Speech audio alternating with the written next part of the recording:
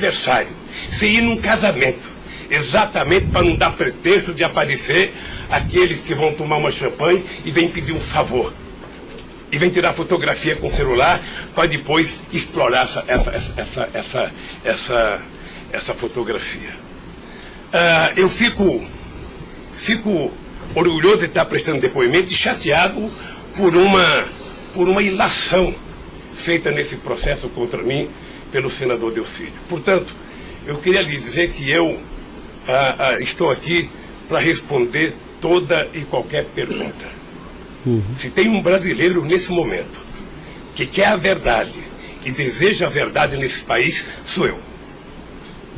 Portanto, estou à inteira disposição para responder tudo e a todos do jeito que vocês perguntarem. Tá, adentrando então na peça acusatória, senhor Luiz Inácio, a denúncia narra aqui 7 fatos. Diz aqui que no dia 8/4/2015, o senhor reuniu-se com o Delcídio Amaral no Instituto Lula, em São Paulo, e o senhor teria exortado a Delcídio a adoção de medidas para a compra do silêncio de Nestor Severo, de forma a que o Nestor, não celebrasse o acordo de colaboração premiada com o Ministério Público Federal. Vamos por fatos, que eu acho que fica mais fácil, a gente faz o encadeamento temporal aqui da denúncia. Esse fato existiu, Delcídio foi lá, pediu para o senhor, o senhor teria pedido a ele para que ele intervisse e pudesse pelo menos ocultar fatos que pudesse relacionar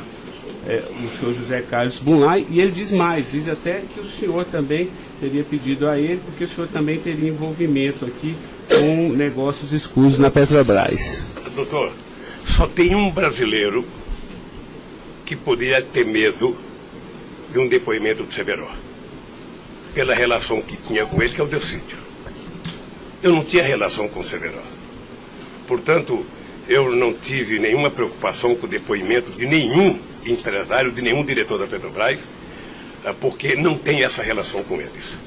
Portanto, o Delcídio contou uma inverdade nesse processo. Mas essa reunião existiu?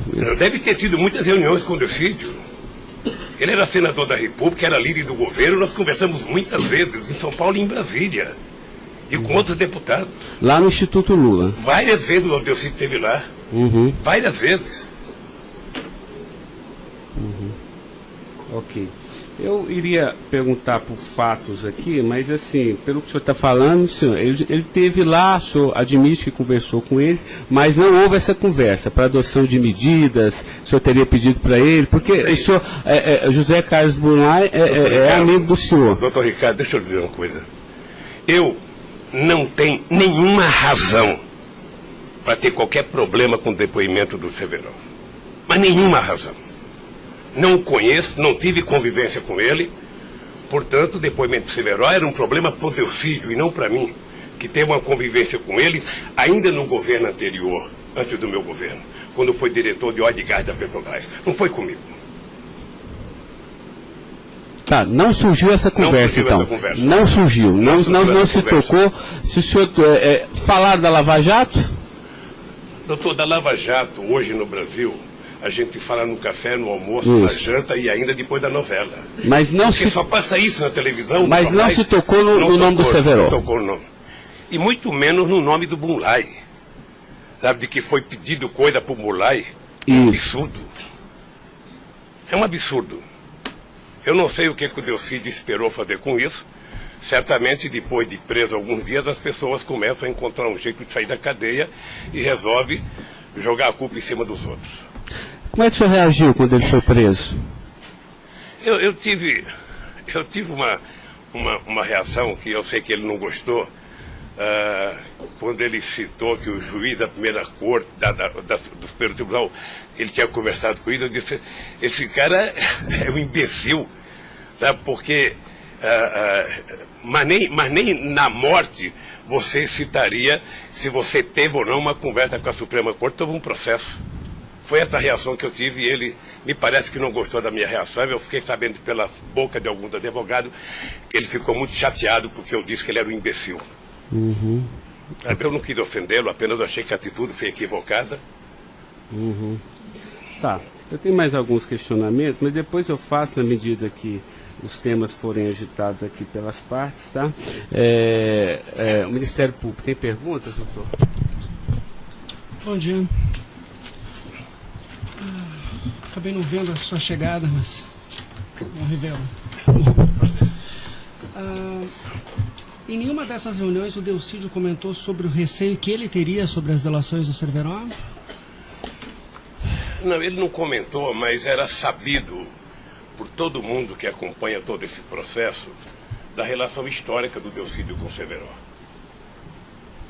Tem até um livro publicado por uma jornalista da revista Veja que mostra claramente a relação do Delcídio com o Cerveró. Era muito antiga, sabe? No governo passado, no governo anterior ao meu, porque ele chegou, acho que até a ser ministro interino de Minas e Energia. O senhor acredita que a referência ao seu nome tenha sido útil para o Delcídio conseguir a delação premiada? Olha, por tudo que eu vejo todo dia na imprensa, eu acho que tem alguém instigando de falar meu nome. Eu fico sabendo de notícia, não sei se é verdade, nos blogs, nos colunistas, de que todo dia alguém vai prestar depoimento e fala o nome do Lula, cita o nome do Lula, cita o nome do Lula. Eu canso de ouvir isso todo santo dia, sabe? É bem possível que eu vi uma entrevista dele na Globo News que parecia que tinha recebido o prêmio Nobel da delação, a disfarçatez, sabe? Como ele estava se desenvolvendo, eu fui no Roda Viva. Ou seja, depois que fazem a bobagem que fez, se é que fez, ele teria que jogar nas costas de alguém.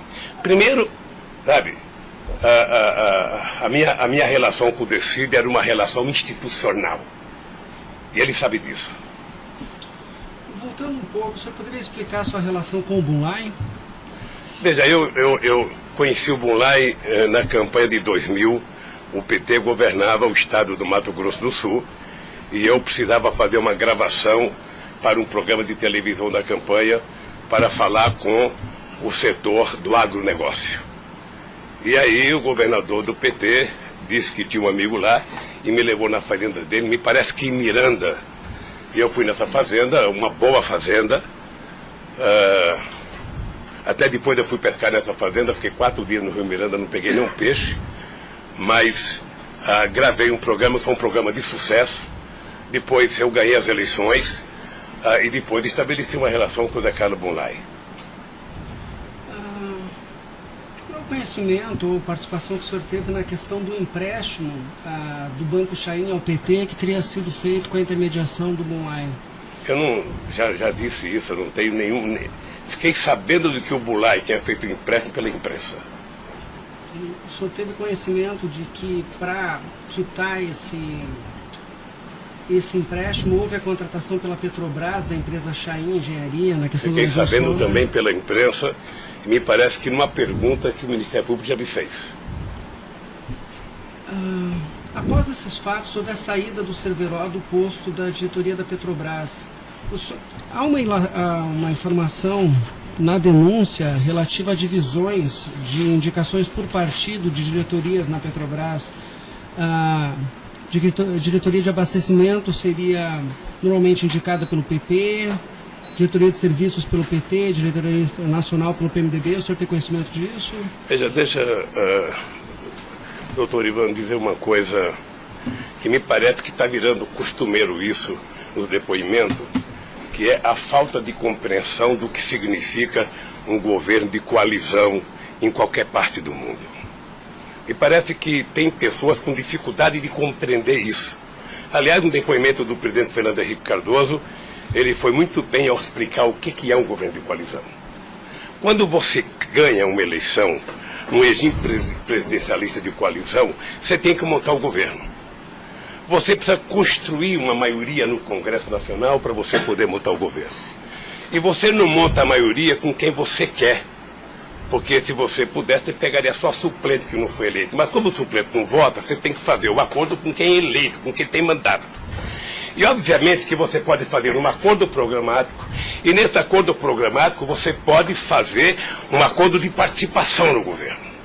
Então os partidos que compõem a base do governo participam do governo, indicam ministros, indicam cargos. todas as pessoas indicadas são pessoas com mais de 30 anos da Petrobras. Eu já disse no depoimento, sabe, que vocês vão ter que ouvir muita gente, o Conselho Fiscal da Petrobras, o Conselho de Administração da Petrobras, sabe, para saber se havia denúncia de corrupção, porque quando nós indicamos as pessoas e quando os partidos indicam, ou seja, se aparecer alguma denúncia de corrupção e aparecer no GSI, essa pessoa não é indicada. Porque qual é o critério? O partido tem um ministro, o partido tem uma bancada. Essa bancada conversa com o ministro. Se indicar um nome qualquer, esse nome vai para a Casa Civil, da Casa Civil passa para o GSI, que é o Gabinete Institucional, faz um levantamento, eu não sei aonde, sabe? E se não tiver nenhuma denúncia, essa pessoa é mandada para o Conselho de Administração e o Conselho de Administração indica. Não é o presidente da República que indica, é o Conselho de Administração. É assim que funciona em qualquer lugar do mundo.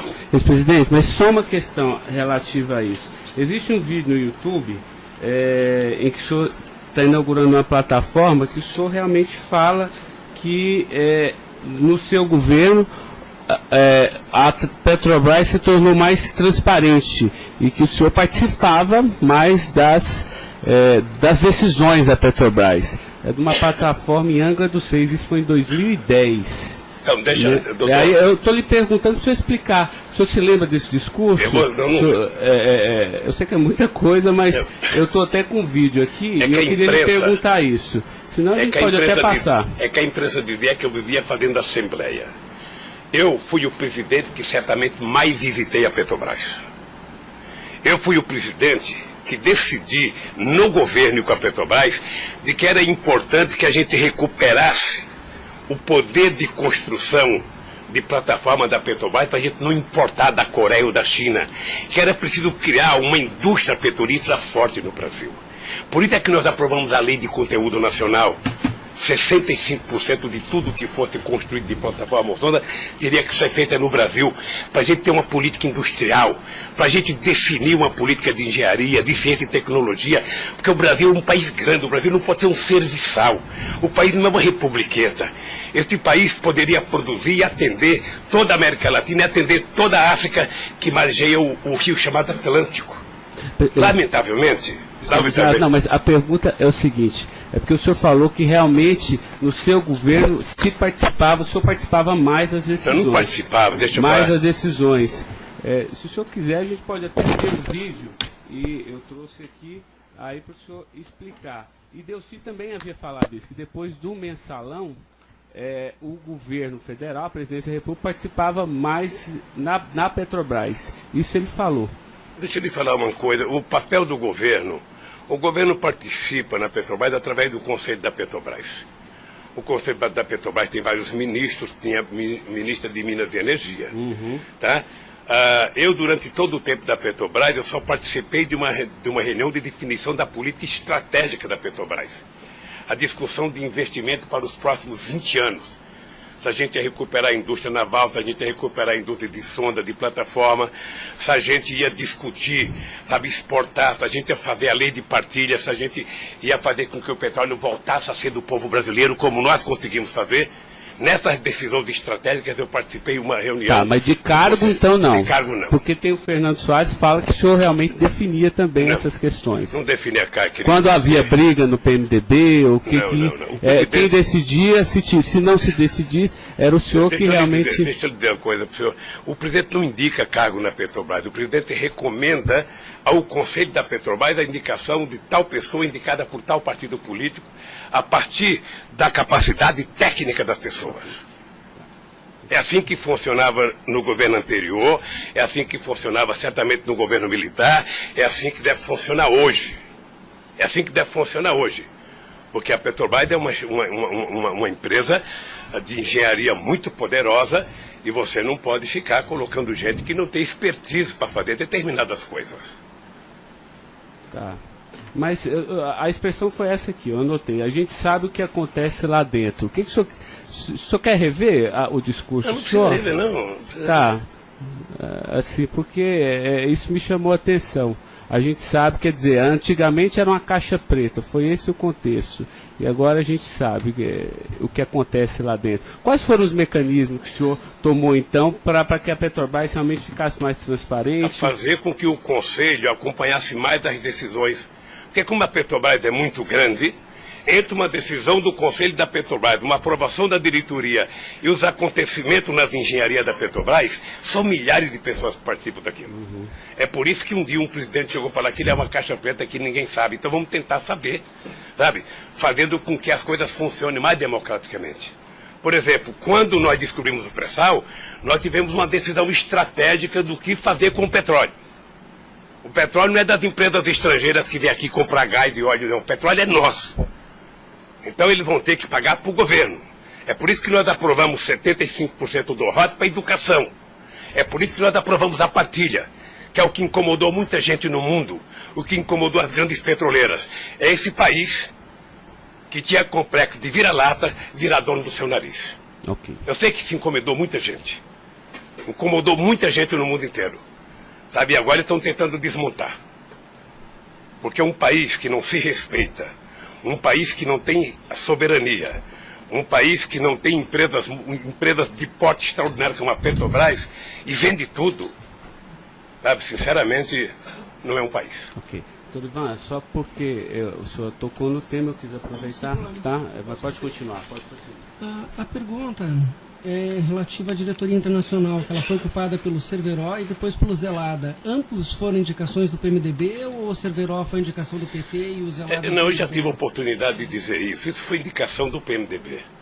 Ambos? Não sei se de todo o PMDB ou da bancada do PMDB de Minas Gerais, que foi indicado o Zelada para diretor internacional da Petrobras. O critério é o mesmo. O Zelada foi indicado, passa na Casa Civil, passa no GSI e é mandado ao Conselho da Petrobras, que decide. Não, perfeito. Mas e o Cerveró? Ele tinha sido indicado anteriormente pelo PT ou pelo PMDB? Pelo PMDB pelo também. PMDB. Eu acho, eu falo quase com certeza absoluta pelo PMDB. É o que diz a... Eu falo quase que com certeza absoluta. A pergunta é o seguinte, com a troca pelo Zelada, a saída do Cerveró desse posto de diretoria, ele acabou sendo indicado para a BR Distribuidora. No próprio depoimento do Cerveró, ele afirma que isso teria sido como um reconhecimento pelo papel que ele prestou no auxílio da contratação da Chaim pela Petrobras, na questão do navio sonda. Me parece que ele não diz isso exatamente. Me parece que ele utiliza a palavra acha que foi isso. É diferente de dizer que ele disse. Ou seja, ele acha que foi isso. Deixa eu lhe falar uma coisa. Eu não conheço o Cerveró. Conheço agora que ele ficou famoso. Tá? Quando eu vi o Cerveró, eu vi a en passant em reuniões coletivas. Portanto, eu não tinha nenhum interesse de tirá-lo e nenhum interesse de colocá-lo. Nenhum interesse. Para mim, se uma força política que compunha o governo indicasse ele ou outra pessoa e tecnicamente ele fosse reconhecido pelo conselho da empresa que o indicou, para mim estava perfeito. E veja, durante todo esse período não houve uma única denúncia contra nenhum deles. A denúncia começou a acontecer porque o juiz Moro começou a fazer escuta durante 8 anos num bandido chamado Rousseff, e aí então, em 8 anos dá para pegar alguma coisa. Pegou esse negócio. O senhor tem conhecimento de quem teria feito a indicação do nome do Cerveró para a BR Distribuidora? Se foi algum partido? Eu não sei se foi um partido ou se foi através do Zé Eduardo Dutra, que devia ter relação com o Cerveró, porque ele tinha sido presidente da Petrobras. Ele deixou de ser presidente da Petrobras e foi ser presidente da BR. E ele pode ter chamado o Cerveró, ou o mesmo partido que tinha indicado o Cerveró e depois tirou o Cerveró pode ter pedido para ele ir para lá. Eu suponho que seja isso. Ok. O senhor conversava com certa frequência com o Bunlai por telefone, dentro dessa relação de amizade? Não era meu amigo. Conversava com ele. Com que frequência o senhor... Não sei, querido. Sabe, ultimamente o Bunlai andava com doença nos olhos, achando que ia ficar cego, estava passando muito tempo em Miami para se tratar, depois estava se tratando de um câncer. Sabe, eu sei que ele não andava bem nos últimos tempos, com problema de doença. Porque a denúncia cita algumas ligações de um telefone que pertenceria ao Instituto Lula, o senhor utilizava esse telefone do Instituto Lula para conversar com o Bulay também, ou normalmente só o mas seu qual celular? É o crime do Bulay ligar para mim? Não, eu estou tentando esclarecer os fatos, presidente. Eu ligava, eu conversava com o Bulay, assim, tinha um profundo respeito pelo Bulay, um profundo respeito. O Bulay sabe perfeitamente bem que a relação que ele tinha comigo não permitia que discutisse qualquer negócio, porque eu não levo para casa ninguém para discutir negócio. O negócio eu discutia no palácio. Mas o senhor sabe se ele utilizava o nome do senhor? Porque o Salim Chaim e o Fernando Chaim confirmam que José Carlos Mulay disse que Luiz Inácio Lula da Silva interveio na contratação da Chaim pela Petrobras. Está descrito na peça do Ministério Público. Doutor, se o senhor soubesse quanta gente usa o meu nome em vão, de vez em quando eu fico pensando para as pessoas lerem a Bíblia, para não usar tanto meu nome, João. Tem gente que faz campanha financeira em meu nome, tem gente que é candidato em meu nome, tem gente que faz panfleto dizendo que eu estou apoiando, tem gente que coloca a fotografia minha dizendo que eu estou apoiando ele, sabe? Não tem como fazer isso. Se alguém falou, sabe? Se alguém falou, somente o Zé Carlos Bulay pode provar isso, ou o Chaim na frente dele. Eu duvido que o Zé Carlos Bulay, ou algum outro empresário, ou algum outro, desses que já prestaram depoimento, diga que um dia eu chamei ele para conversar sobre tal coisa, sobre qualquer coisa. Sabe por quê, doutor? Porque eu tinha noção de que o único jeito de eu governar esse país dignamente era não permitir qualquer promiscuidade na minha relação com os agentes empresariais ou os agentes políticos. Desculpa, a afirmação seria que o senhor estaria abençoando o negócio da Chaim pela Petrobras. O senhor não... Nem abençoando, nem amaldiçoando, porque eu não sabia. Sem mais perguntas, excelência. A defesa, então, a sua defesa vai ser a última a perguntar. A sua defesa de Delcídio Amaral.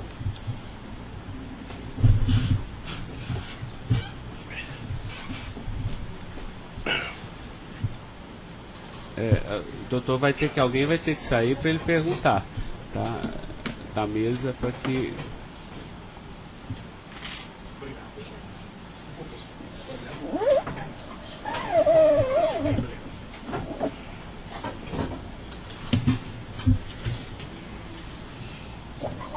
Bom dia. Bom dia. O senhor já mencionou que, de sua parte, não haveria nenhum receio na delação de Nestor Cerveró.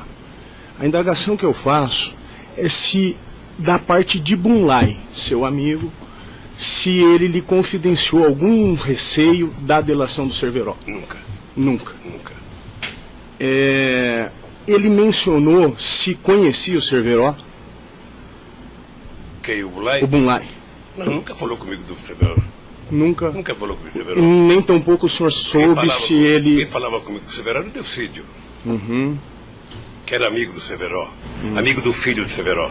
Perfeito. O senhor tem conhecimento se a delação do Nestor Cerveró foi utilizada como um dos fundamentos para a condenação do senhor Bulay? Não tenho. Não tem conhecimento. Não tenho. Tá certo. Eram só essas as indagações. Excelência, muito obrigado. Obrigado, senhor ex-presidente. A defesa de André Esteves tem questionamentos? Não tem? A defesa de Edson Siqueira Ribeiro Filho.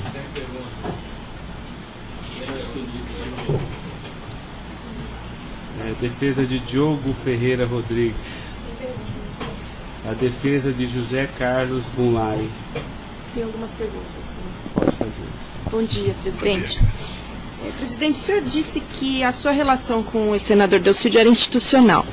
Mas o senhor sabe qual era a relação do senador Delcídio com o José Carlos Bulay? Eles tinham alguma amizade? Eles tinham alguma proximidade? Veja, a impressão que eu tenho era que era muito pequena a relação dos dois. E parece que o José Carlos Bulay não tinha muita relação com o Delcídio. E com a sua mulher, dona Marisa, qual era a relação do José Carlos Bulay? Eles tinham amizade? A mesma que comigo. O aniversário da sua ex-mulher? quando ela fazia aniversário? Ele ia no aniversário da minha mulher. Mas o dia do aniversário dela? Dia 7 de abril. O senhor sabe se ele fez alguma ligação para ela no aniversário dela? A ligação do dia 7, eu já fiquei sabendo da ligação do dia 7. Bem. É o mínimo que eu esperava dele, é que ele ligasse para ela para dar os parabéns. É só isso, obrigada. Tem alguma pergunta? Tá. A defesa de Maurício Bunlai. Sem questionamentos. A defesa de Luiz Inácio Lula da Silva. Sem perguntas, excelência. Tá. Só mais uma questão. Senhor Luiz Inácio, a denúncia sempre fala do Instituto Lula. Eu queria que o senhor falasse um pouquinho a finalidade do Instituto Lula. Eu tirei pelo site a missão. Me parece que o senhor desenvolve projetos na África também, né, com finalidade de erradicação da extrema pobreza, da fome, acesso à educação, promoção da igualdade, mas também é um local que o senhor também chama as pessoas para discutir política. Delcídio falou que o senhor o convidou para ir lá quando ele era líder do governo. Explique para mim o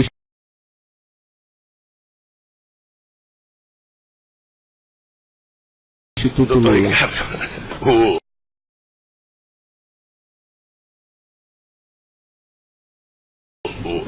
eu não sei se você sabe, a Receita Federal fez uma devassa no Instituto para saber se ele está cumprindo com a sua obrigação institucional. Veja, eu quando deixei a presidência da República, eu falo isso apenas com o objetivo de explicar. Muita gente pode achar que eu sou arrogante, eu sou petulante.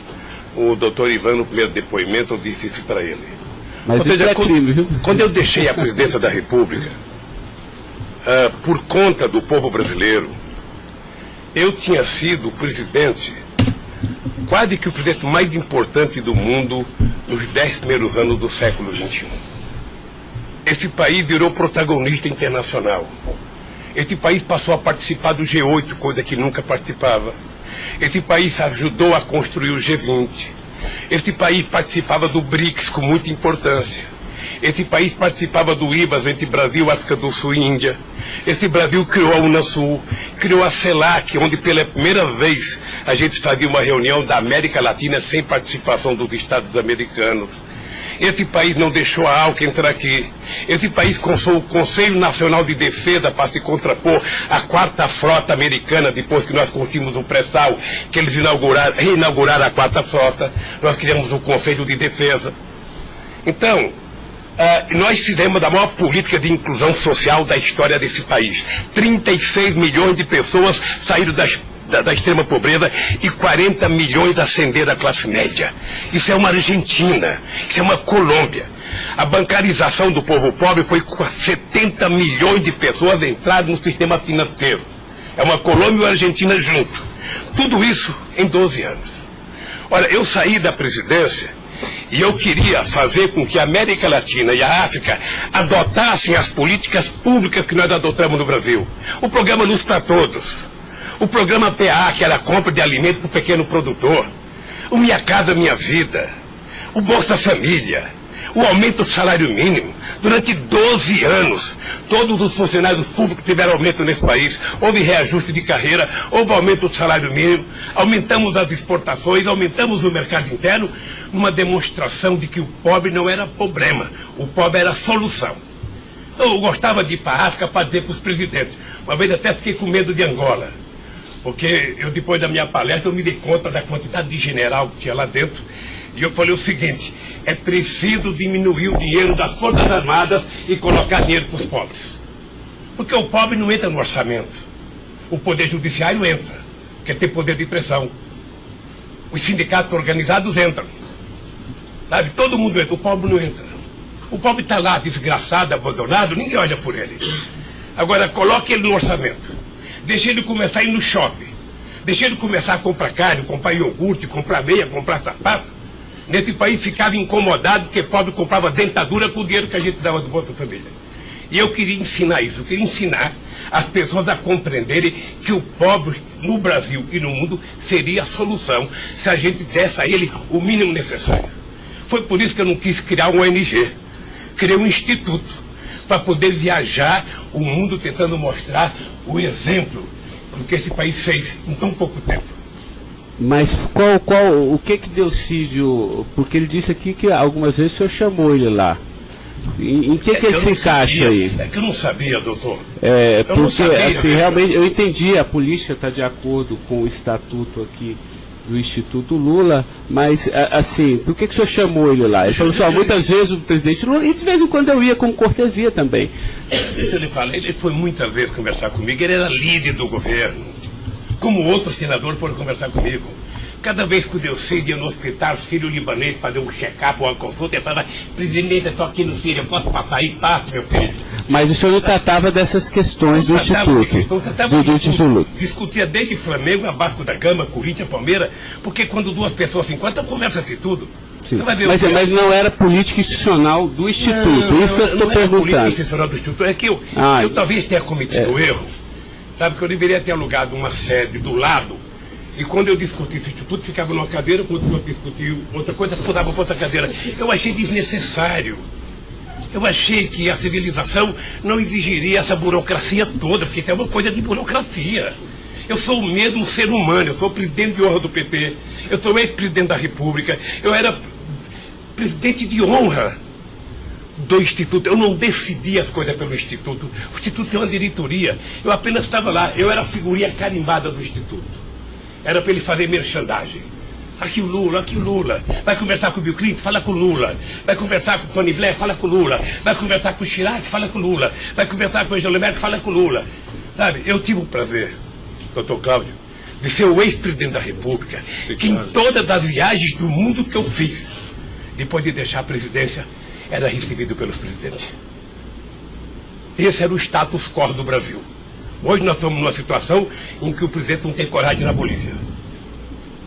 Então o país, que era um motivo de orgulho, virou um motivo da tristeza. Pela pequenez que esse país tomou dimensão nos últimos anos. Não, eu não estou emitindo nenhum juízo de valor, mas assim, o que eu quero saber é assim, o senhor também chamava pessoas como o líder do Delcídio para conversar sobre outros assuntos. Chamava dirigente sindical, chamava gente do LGBT, chamava negro, chamava índio, chamava todo mundo. Isso. Ali, eu vou dizer uma coisa, sabe qual é o apelido do Instituto?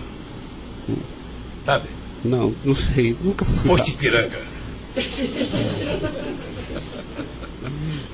Lamentavelmente é assim. Mas não é por causa do Instituto, é por causa do personagem. Sabe? Então todo mundo fala, tem problema em tal lugar? Posto Ipiranga. Tem problema em tal lugar? Posto Ipiranga. E sabe que eu tenho orgulho disso. Eu tenho muito orgulho de fazer 36 anos que eu deixei o movimento sindical e ainda sou amigo de todos os sindicalistas, de todas as correntes, da Força Sindical à CUT. Sou amigo de todos os partidos políticos. Então, se isso é um pecado, se isso é um erro jurídico, se isso incomoda o Ministério Público, a Polícia Federal, sei lá quem, sabe, eu vou alugar uma salinha na porta e sento lá e atendo e vou deixar em paz, porque não é possível. Sabe, não é possível, sinceramente, doutor, sinceramente, eu quero lhe agradecer a oportunidade de vir prestar esse depoimento. Eu estou com muita coisa na garganta para falar. Eu estou cansado de ver procurador dizer que não precisa de prova, que ele tem convicção. De juiz dizer, eu não preciso de prova, eu tenho fé, vou voltar com fé. Eu quero provas, alguém tem que dizer, sabe, qual é o crime que eu cometi, aonde que eu cometi. Chamar o PT de organização criminosa, se dependesse de mim, cada deputado do PT, cada vereador do PT, cada militante, abrir um processo para quem dizer provar qual é a quadrilha. Porque eu estou cansado, doutor. 71 anos de vida, eu cansei. Cansei de ver, sabe, as instituições que eu ajudei a criar desde a Constituinte para valorizá-las, desprestigiadas por comportamento pessoal. Gente que adora, gente que não pode abrir a geladeira, que vê uma luz e já começa a dar declaração. Gente que liga o barbeador, começa a falar achando que é o microfone do rádio. Eu cansei disso. Eu sempre valorizei o Ministério Público. Eu sempre valorizei a Polícia Federal. E sempre valorizei o Poder Judiciário. Os ministros podem lhe dizer. Eu indiquei quase todos. Nunca pedi para eles um favor pessoal. E não peço. Porque a instituição tem que ser forte, não para me ajudar, para garantir a democracia desse país. Lamentavelmente, tem pessoas que não pensam assim. Eu, quando vejo um jovem procurador ir para a televisão falar 1h30 e depois dizer, não me peçam provas, eu tenho convicção, não dá, doutor. Não dá para aceitar isso como uma coisa séria nesse país que está jogando a cada vez mais a oportunidade de se transformar num país grande. Nós quase chegamos a ser a 5ª economia mundial. Quase chegamos. Por mediocridade não chegamos. Então eu lamento profundamente. Eu gostaria que meu depoimento fosse tudo numa semana só. Para mim poder desvendar os mistérios todos. E acabar com essa hipocrisia. Fulano vai prestar depoimento, fulano vai delatar, fulano vai não ter das contas, fulano, e o Lula vai ser citado. Quem sabe está na hora de chamar o dono da Globo, da Record, da Bandeirantes para prestar depoimento para ver se eles me delatam. Porque o que eles dizem que vão me delatar, eu duvido que tenham coragem de me delatar, porque não tem nenhuma prova e nunca conversaram comigo sobre qualquer crime. Doutor, eu aprendi a andar de cabeça erguida. E sabe que custa muito. Para quem nasce na elite, não precisa nada. Mas para quem vem lá de baixo, sabe, não deixar ninguém colocar cangaia no seu pescoço, não é fácil. Esses dias eu sei de uma história, de um depoimento, de um processo que eu abri contra uma jornalista, até vou contar isso que ninguém sabe aqui. E eu acusei uma jornalista que falou, em qualquer país democrático do mundo, ela seria presa, porque ela falou de um presidente da República. E ela foi prestar julgamento. E a advogada, acho que a nossa advogada, me chamou de doutor. Aí o juiz começou a rir. Ah, mas ele não é doutor? Ele não é doutor? Como é que você chama ele de doutor? Não, eu estou chamando ele de doutor porque ele tem vários diplomas de doutor honoris causa. O juiz deu uma gargalhada e pouco tempo depois inocentou a jornalista. Eu vou recorrer até a Suprema Corte. Aos 71 anos eu não sei quanto tempo de vida que eu tenho, mas eu tenho fé em Deus de ver essa jornalista ser julgada. Porque, em nome da liberdade de imprensa, ninguém pode avacalhar a vida dos outros. Ninguém pode. E o que eu estou vendo nesse processo? Tem gente que acha que eu sou contra a Lava Jato. Pelo contrário. Pelo contrário. Eu quero que a Lava Jato vá a fundo para ver se acaba com corrupção. O que eu sou contra é tentar criminalizar a pessoa pela imprensa e não pelos autos do processo. O que eu sou contra é execrar, é condenar. Eu conheço pessoas que, se tivessem liberdade, seriam mortos na rua. Tal é. Sabe quantas horas eu tenho de notícias negativas contra mim no Jornal Nacional em 8 meses, 16 horas? Nenhum político no mundo aguentaria isso. E eu vou matá-los de raiva, porque toda pesquisa vai aparecer na frente. Para eles saberem que nem sempre eles podem brincar com as pessoas. Sabe? Então o juiz, o promotor, o delegado, não tem que ficar fazendo, sabe, pirotecnia com as pessoas. A primeira apura, investigue e condene. Quando condenar, bote na cadeia. E acabou. Sabe, não é tirando fotografia de criança, mostrando casa, mostrando não sei das quantas, inventando mentiras, inventando ilações. Então, quero lhe dizer que o senhor está diante de um homem que está disposto a prestar tantos quanto depoimentos for necessário. E quero que todo mundo saiba, se tem um brasileiro que quer a verdade nesse país, sou eu. E não me venham com mentiras ou com ilações. Porque um cidadão que nasce no Nordeste e não morre de fome até os 5 anos de idade, não tem medo de cada feia. Eu quero defender a minha honra, que é o valor mais importante que eu tenho. Então eu quero lhe agradecer esse depoimento e a liberdade de poder dizer essas coisas que eu até agora não tinha falado, mas eu cansei, eu vou falar. Doutor Luiz Inácio, o momento é do senhor, tá? É a sua defesa, o senhor tem todo o direito de falar. Só mais uma questão para a gente encerrar, acho que ninguém tem mais questionamentos.